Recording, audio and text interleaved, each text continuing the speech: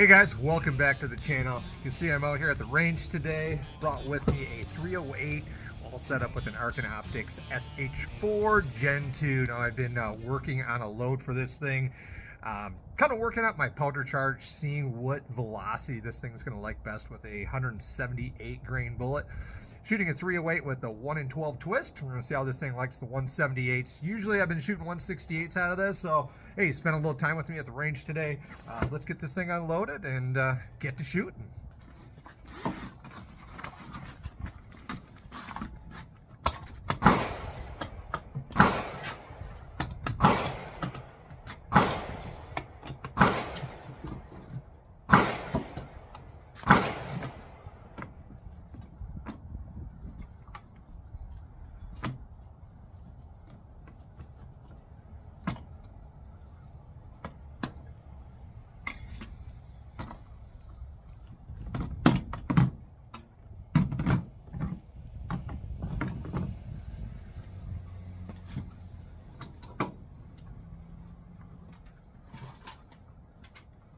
Now you're gonna notice I am using a relatively inexpensive and affordable chronograph. This is a Caldwell chronograph. I'm gonna be setting this thing up to get my velocities, using a decent tripod, getting this thing set up on front.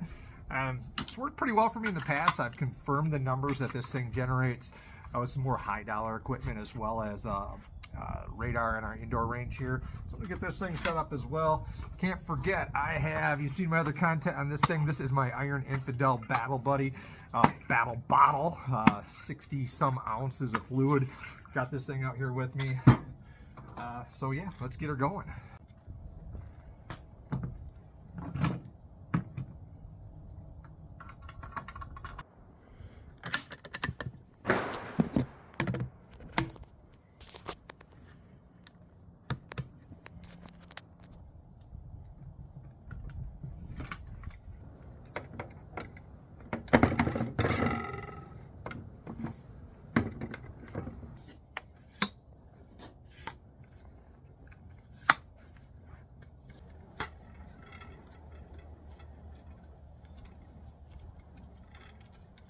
All right, so I've got the chronograph all set up, got it mounted up on this tripod here, and everything lined up and squared up behind the rifle so we don't plug a bullet into that chronograph down there. Let's take a peek at what we're dealing with here. I've got two sets of ammunition loaded up. These are Hornady 178 grain AMAXs loaded up with IMR 4064 powder. This is a 39.5 grain of powder, and this is a 41.3 grains of powder. I'm going to be shooting these out of a Remington 700 that has a Bartlein 1 in 12 5R barrel on it. I've got a couple different powder charges here that I want to check the velocities on with that Caldwell chronograph. Now, I know a lot of people they frown on that Caldwell unit, but I've had good luck with it. I don't have a lab radar or a Garmin one right now, so that's going to have to do. And the numbers have checked out well with it. But what I want to do is I want to ascertain the velocities of both of these ammunition loads, as well as see which one is going to produce tighter groups. Now, I did shoot this rifle with the 168 grain AMAXs, and it did like the lower powder charge with a little bit slower velocities. I know these AMAX rounds are no longer available. I believe these have been replaced with the ELD-X or ELD-X match or something of some sort. From my research, I found everything is identical except for the material on this ballistic tip. I guess at farther ranges, higher velocities, that tip is melting. But today, we're going to be shooting these 178 grain Hornady AMAXs loaded to these two different powder charges, seeing what kind of groups we get and what kind of velocities we get out of this Remington 700. You guys notice I'm wearing my glasses today. Now, these are multifocal glasses. You know, they've got different areas on these things that are, you know, they're kind of focused for this far away, that far away, in all different ranges. I am not going to be wearing these shooting today. The upper edge of these is okay for shooting, but if you're a guy that uses multifocal glasses, I found by taking these things off, just not using them, I do have to refocus the reticle and get the parallax sharpened in, but I can see a lot better with just no glasses on and letting the optic do its work versus keeping these multifocals on. Well, let's get to doing some shooting. Gonna start off with the slower charge of these, so I'm gonna grab a 39.5. Now I am loading these individually. These are too long to fit into the magazine, so we're gonna be doing these one round at a time.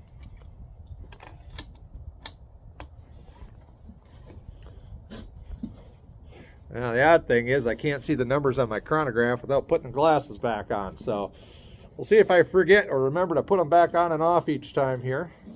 Well, let's get set up and send one down. 100 yards, 178 grain AMAX.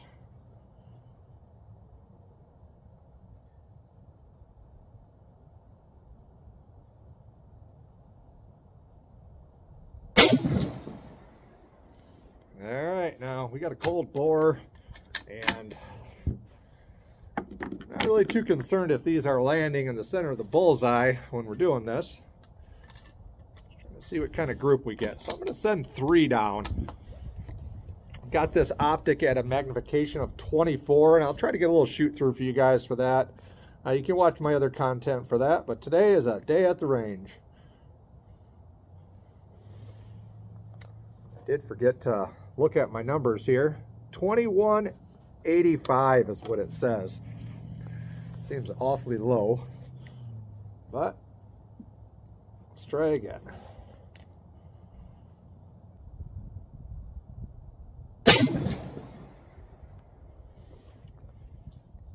Shot number 2, 2144.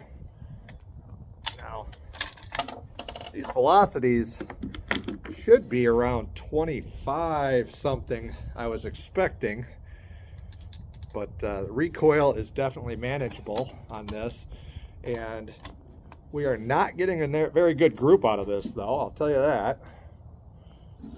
Right now I'm probably 1.5 close to 2 MOA with those 2 shots.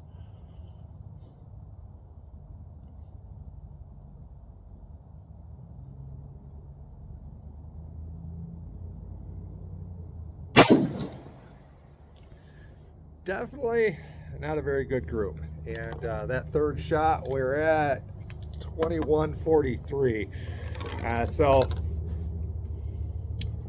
yeah, there we go. There's our first little group here with the lower powder charge, again the 39.5. Now I'm going to send 3 down there. The barrel is a little bit warmed up, but I'm going to send 3 down with the 41.3 and see what kind of a difference we get here. Again, this is not the most scientific routed method I'm doing here. Day at the range and getting some numbers and fiddling around.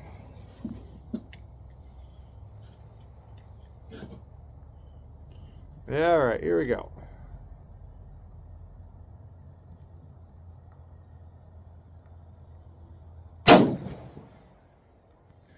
Now that first shot ended up right in the bullseye, so I don't know if that's telling us anything here, but that one was 22.98. It's kind of funny how I got to put these on like a spotting scope to see the chronograph.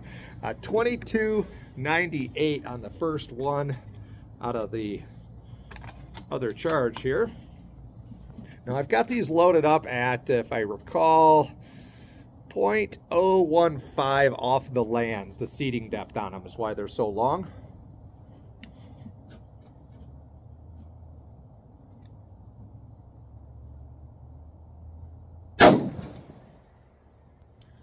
Definitely closer than the other one. 23.29, so this is grouping better and the velocities are a little bit more what we'd expect. They're still pretty low for a 308 though. Again, it's in the 40s today. No wind, low humidity. Everybody's deer hunting but me. And did I say my I tell you guys the velocity on that one, 23.29. So let's send this third one and then we'll walk on down there and look at it.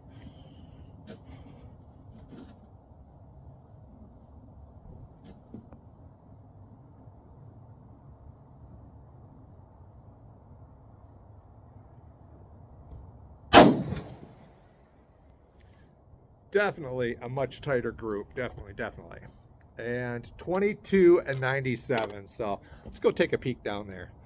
All right, guys, we're down here to take a peek at these targets here. So check this out. This is the first group. This is the 39.5 charge, and this is the second group right here, the 41.3. Now look at the difference in that there. I mean, we are shooting, I'm going to measure these out, but this right here is probably a ballpark kind of close to maybe a 1 MOA or so. This one is probably closer to 2. I'm going to send another group of these into each one of these targets and see how things go. Now, I'm pretty confident in the numbers that chronograph is producing. Now, could they be off by a couple feet per second? Maybe, but in general, these low numbers that I'm getting, I mean, under 2,300 feet per second for a 308 is pretty low. It's not the accuracy node that I was expecting, but the 39.5 grain charge, those are really low numbers for a 308. And the lack of accuracy, I think, is from that. But I'm going to send this next group down. I'm going to shoot the 41.3s first with the barrel a little bit warmed up. And with it kind of hot, actually, I'm going to shoot the 39.5s versus shooting those cold in the first session. So I'm going to send these down there. I'm going to see how these numbers shake out again. All right, starting off with the, I never remember my grains here, 41.3. So I'm going to send these down first. Again, skitter in the chamber. See how we do here. So, group 2.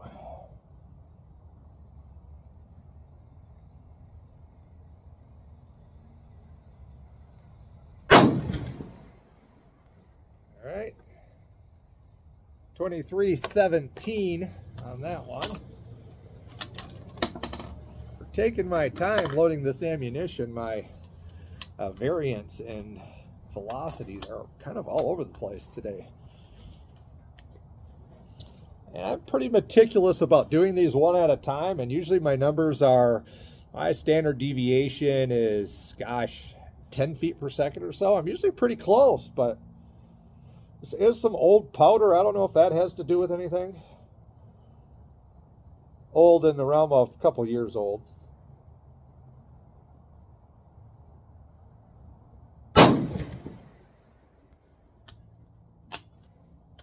And we're about on par with the first one. 2306 with the first group is what I meant.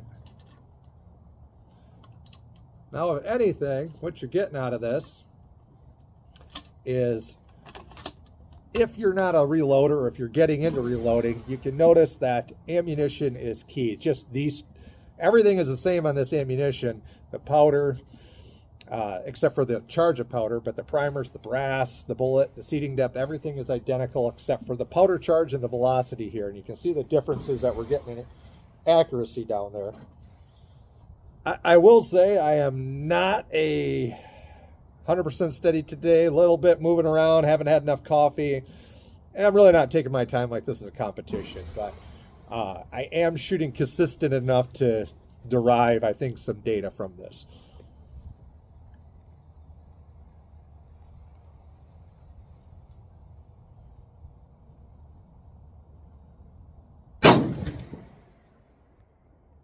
Yeah, that group was not quite as tight as the first one.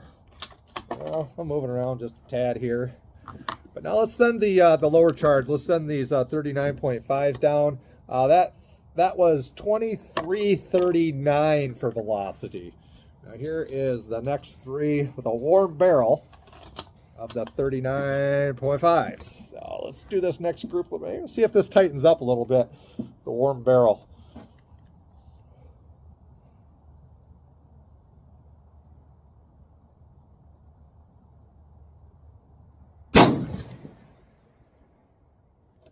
Kind of doubting it. That landed about the same place as the rounds were in the first group. 2215. That is really, really slow.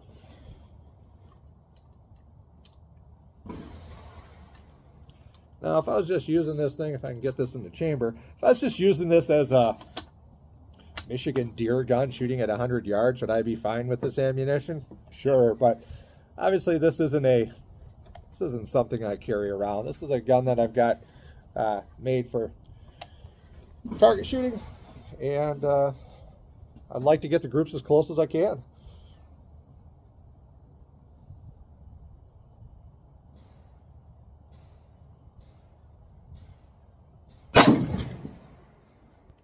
Now those two are almost touching. Actually, they are touching. 22-10. Just when I thought this lower velocity group was going to be no good, I put two almost in the same hole. Well, let's see what number 3 does here. And maybe our first impressions were wrong. It's a fun thing about coming out here and doing this.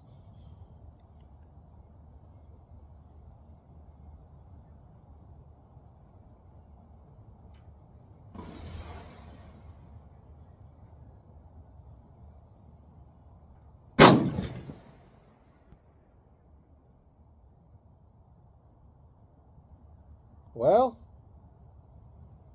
I can't tell if I put it in the same hole and shot about a 0.3 MOA group down there, or if I missed the paper entirely. I'll be damned. I think it's a tight group here. And our velocity on that one, again, 22.05, really low. Now, you know, these aren't official 10-shot groups getting MOAs. But I loaded up 10 of each of these charges, hoping to get 2 3-shot groups, and with a few spares in case I ran into a goofy flyer that I did, a pull, a distraction or something.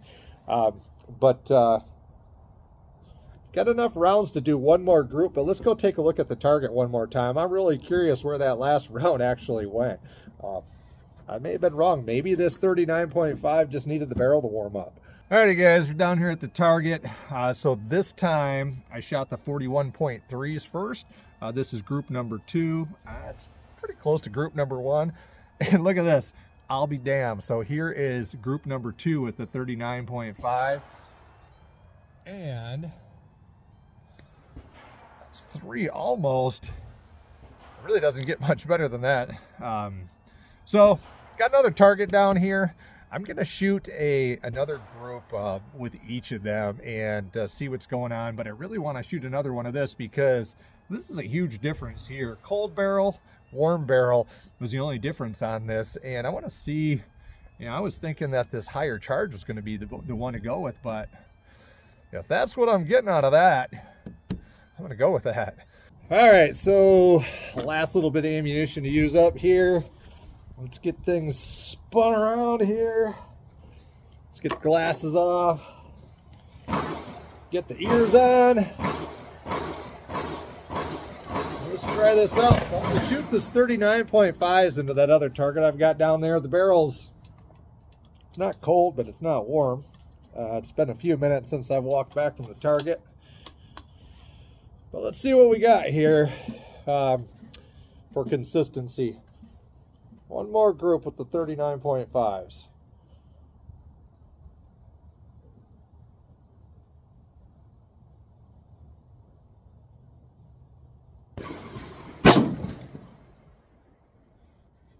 All right, there's number 1. 22.13 for velocity. We have to go through this whole video to get these velocities. I should be writing them down right now. Have more fun shooting. A little bit of wind kicking up around too. There are berms all around this, so I'm not too concerned about their impact, only at 100.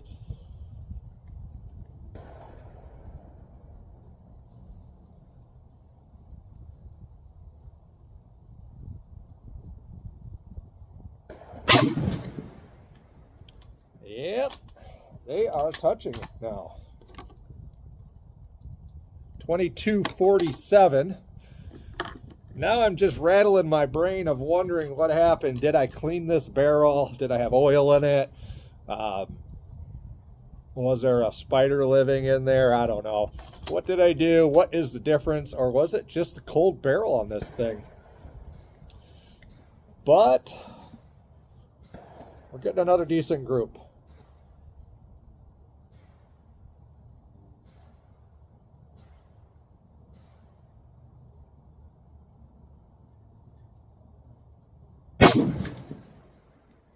All 3 rounds are touching again. Great thing about doing this is what we're learning here. Took a few rounds to figure this out, but this 39.5 is shooting. Boy, I want to say, aside from the little bit of movement that I got going on today, boy, that is shooting good. Now that last one, our velocities on that were 2232. So I'll have to do the math on those and figure out the standard deviation, the averages, and the highs and lows, and yada yada, all that good stuff. I've got the chrono sitting about 3.5 feet, 3 feet or so up front of the barrel. I tend to keep that consistent with doing that each time I come out. But let's go take a look at that last group. You know, I do have, maybe before I head down there, I've got something to aim at down there. Let's go take a look at the 39.5. I'll put another sticker on the target and I'll send down 3 more of the higher charge here, the 41.3, and maybe we'll just see what happens. Maybe those ones will be touching now. Let's go take a look at the target. All right, there is the next group of the 39.5. A little bit of left to right there, probably me pulling things around, but gosh, all 3 of them are touching. I'm definitely not quite like that one there, but I've got another one of these little guys. I'm gonna stick this on here.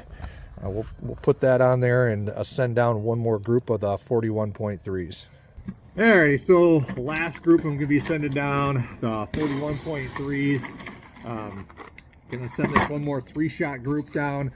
Now, in hindsight, I'm kind of hoping that it doesn't shoot good, because if that group shoots good, I just threw my theory out the window here. But I mean, all things considered, if it shoots well, I got another thing going on here. But get a little swig out of my battle bottle from Iron Infidel. Check these things out. I got a little video on them. Nice metal bottle here. But all things considered, I am thinking that this 39.5 is going to be a keeper of a round, at least at 100. So let's send this next group down there. Now I want to show you guys something here. I am keeping 1 of each of these. It's kind of a template to make sure everything is good with what I wrote down and what I'm doing for overall length and stuff. But all right, here we go. So I'm going to send 3 more down. Put that other little sticker down there. We're going to get some more velocities and see how this groups.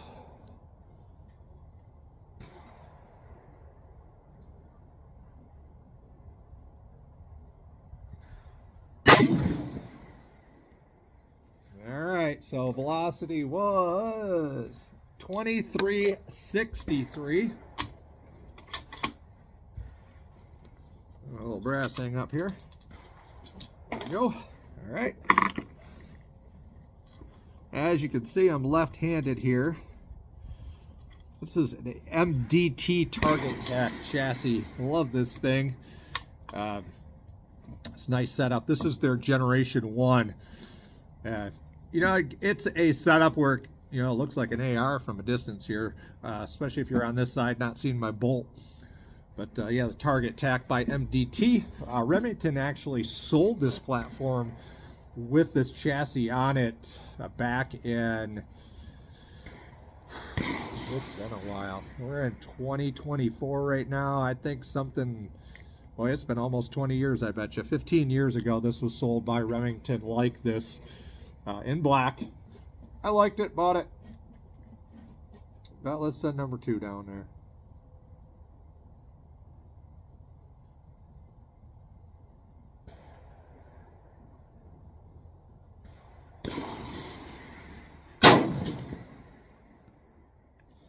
Yeah, just what I thought. They're touching, almost same hole. Now I'm smiling about that because, hey, that's great, but it doesn't help my when I'm trying to decipher here. 2357. If this one goes in the same hole or a sub 0.5 MOA or smaller group, then today was, I don't want to say a bust, but a bust for deciphering which of these loads are better.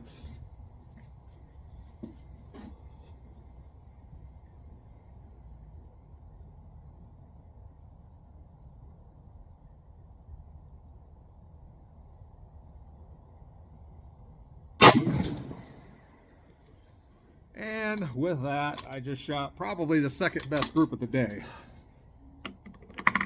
And the last shot was a 2391. I'm going to walk on down there and show you guys the targets and peck my brain about what I want to do with these two loads, 39.5 and 41.3. Recoil is about the same on the two. The higher velocity one has a more crisp feel to it. It's hard to explain. Neither of them are recoiling to the point where I can tell I'm getting hammered by one or the other. I do have a brake machined into this barrel. Meaning it's not just a spin-on one. Velocity numbers are pretty low on that 39, but that 41, they're low too. Let's go look at the target. Alrighty guys, check this out. This is that third group I was just shooting with the 41.3, and you can see, I mean, it's a pretty good group. It's not quite as tight as that right there, but you know, that is a decent group right there. You can see I'm going left to right a little bit, left to right a little bit. Probably my trigger finger here, but yeah, that is not a bad group. So I'm done shooting for the day. I've got the targets picked up here. I'm gonna measure these out. I will put the measurements up here at the end. I'll show you guys what these things shake out to for how many MOA I was shooting today. But racking my brain about what can we take away from this day at the range with these two different loads. You know, one thing I'm going to consider, that first group with a cold barrel, and trying to rack my mind if I had cleaned the barrel or anything on this. I don't think I did, but maybe I had. The other thing is the sample size. Now I'm only shooting 3 round groups down here. Each group was pretty consistent, so I can say that you know, if I had taken these 2 groups right here and did one 6-round group, the actual group size I think is going to shake out pretty close to the same. This was the odd flyer group right here, group number 1, and the velocities, you know, it was all over the place with that one. Group number 2, I'm still impressed with that. But that second target set that I did here, 39.5 and the 41.3, these are about identical here, aside from that left to right, which is likely me giving a little tug with the trigger. But sample size, you know, only 3 shots. Some could say that I need to be sending down 5 or 10. But I'll also get the numbers. I got to go through all this content and actually get the velocities. I'm going to post those up right here for you guys to see as well, what the averages were on these hand loads. So now I just do these one at a time with a real basic setup, a real small powder scale, a single press. Take my time. It's a hobby doing these, but day at the range, having some fun. Getting on out there. So hey, with that, I hope you enjoyed it. Again, got the Arken Optics SH-4 GenII out here. It served me well, did its job just great.